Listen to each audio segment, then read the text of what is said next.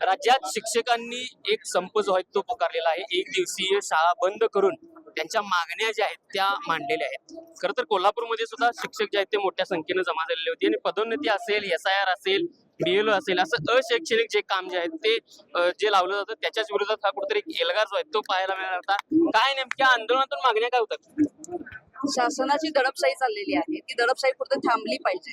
बंधनं लादायला लागलेली आहेत आणि शिक्षकांना शाळेत कमी आणि बाहेरची कामं जास्त लागायला लागली.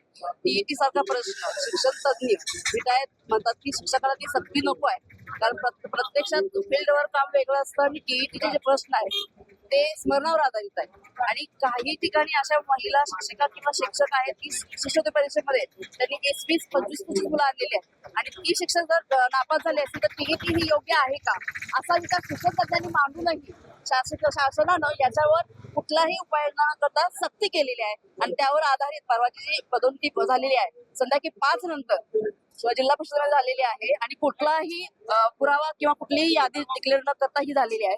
ही अन्यायकारक दडपशाहीची सुरुवात झालेली आहे. त्यामुळे हा एल्गार आमचा सर्व शिक्षकांचा आहे. कधी झाली पदोन्नती, काय नेमकी किती तारीख होती, काय नेमका आदेश होता? 29 तारखेला झाली आणि 4:30-5 नंतर की जे यादीमध्ये आहेत त्या शिक्षकांना बोलवा, जिल्हा परिषदमध्ये बोलवा.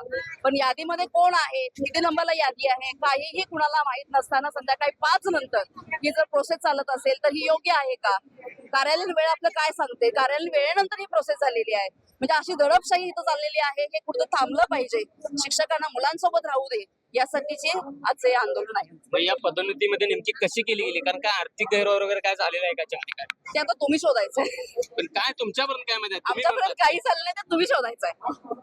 आज आम्ही आलोय, आम्हाला काहीही माहित नाहीये की जर मी सेवा ज्येष्ठ माझी 30 वर्ष असेल तेव्हा यादीमध्ये माझं नाव नाहीये, पण माझा ज्युनियर आहे त्याचं नाव आहे, त्याला प्रमोशन मिळतं. प्रमोशन झालं, कुठं चाललंय हेही माहित नाहीये. या आवारामध्ये आम्ही शिक्षक असून आम्हाला माहित नाही प्रमोशन कुठं चालू आहे आणि कुठं झालं.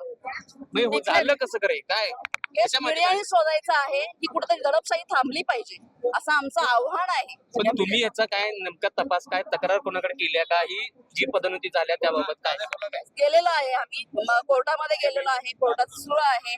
पण वरपासून खालपर्यंत जर ही दडपशाही असेल तर याला कुठेही वाचा फोडली तर दाबण्याचंच काम सुरू आहे सध्या. आणि हे यातून आजच्या आमची जी युनिटी किंवा आमचा हा जो मॉब आहे हे दाखवण्यासाठी आलेलं आहे. अशैक्षणिक जी कामं आहेत शिक्षकांची ती कुठे थांबली पाहिजे. तुमचा नेमका आरोप कोणावर आहे? काय आमचा आरोप कुणावरही नाही, आम्हाला आमच्या मुलांसोबत राहू आमचा आरोप आहे आणि आम्हाला प्रमोशन का नाकारलं गेलंय. TET पास व्हायची तुम्ही अट लावली, आम्ही TET पास झालो तरी पण त्यांचं असं ऐकायला मिळतंय की 2025 पूर्वी जे पास झाले त्यांनाच ही संधी दिली गेली. प्रमोशन आता झालं, प्रमोशनच्या पूर्वी आम्ही पास आहे पण आम्हाला पात्र धरलेलं नाहीये. म्हणजे नेमकं का धरलेलं नाही तर कोर्टाचं असं सांगणं आहे म्हणे की सप्टेंबर 2025 पूर्वीच्या लोकांना प्रमोशन द्या. मग त्यानंतरच्या परीक्षा ह्या प्रामाणिक नव्हत्या का आम्ही अभ्यास करून पास झालो नाही? नेमकं मग आम्हाला का बघण्यात आलं हेच आम्हाला कळलं. तुमचा रोष आहे पण तुमचं म्हणणं स्पष्ट नाही आहे, कारण तुम्ही सांगत नाही की कोण केले, का केले, कशासाठी केले, काय नेमकं? UPSC MPSCच्या परीक्षा घेताना सुद्धा विद्यापीठच्या 3ऱ्या वर्षात अपेअर असणाऱ्याला परीक्षेचा फॉर्म भरू दिला जातो, त्याला परीक्षेत बसवायला परवानगी दिली जाते.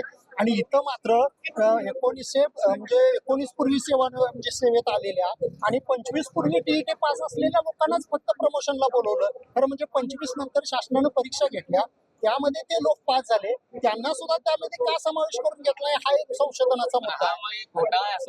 नाही, घोटाळा म्हणजे शासनानंच हे पत्र काढलंय. शासनाला असं का वाटलं की आजपर्यंत TET पास झालेल्या लोकांना का पदोन्नती देऊ नये? एकीकडे तुम्ही बाकीच्या परीक्षा घेताना अपेअर लोकांना हे देता, संधी देता आणि इथं मात्र तुम्ही अमुक एक कटआउट म्हणजे अमुक तारखेला तुम्ही कटआउट मध्ये असाल तरच तुम्ही बसायचं असं असतं का? असं नाही असत. त्यामुळे हा घटनेनं आम्हाला दिलेल्या अधिकाराचा कुठेतरी भंग झालाय.